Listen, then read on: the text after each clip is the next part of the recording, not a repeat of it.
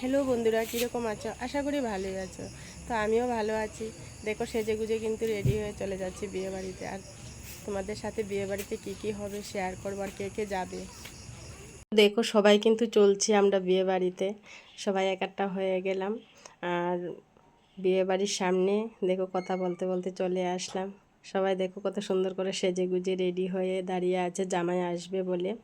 তো এখন বাড়ির ভিতরে গেলাম, গিয়ে দেখলাম যে যে জায়গাটাতে দান হবে সেই জায়গাটা দেখো কত সুন্দর করে, দুপুরবেলাও দেখিয়েছিলাম তোমাদেরকে, সাজিয়ে রেখেছে। আমাদের মেয়েটাকেও কত সুন্দর করে সাজিয়েছে। তো ওর সাথে কিছু ফটো টটো উঠিয়ে নিলাম। তো এখানে কথা বলতে বলতেই দেখো জামাই কিন্তু চলে আসলো। এখন তো বুঝতেই পারছো জামাই এসেছে, তো আমাদের মেয়ে ছেলেরা বউরা জামাইকে নিয়ে খুব আনন্দ করছে, কথাবার্তা বলছে, দেখো ফটো উঠাচ্ছে। তো কথা বলতে বলতেই দেখো এখানে কিন্তু দিদি জামাইকে বরণ করার জন্য যে নিয়ম কারণগুলা করতে হয় সেগুলা করার জন্য কিন্তু চলে আসলো। তো জামাইকে ধান দুব্বা দিয়ে যে নিয়ম কারণগুলো করে দিদি চলে গেল। তারপর কিন্তু জামাই বাড়ির ভিতরে এখন সবাই নিয়ে জামাইকে বসালো। তো এইদিকে কিন্তু চলছে আবার খাওয়ার দিকটাও আমি একটু উঠিয়ে নিলাম, কারণ বিয়েটা একটু হতে সময় লাগবে বলছে খাওয়া দাওয়া করে নেওয়ার জন্য। তো এখানে দেখো আমাদের কিন্তু খাওয়া দাওয়া হয়ে গেল।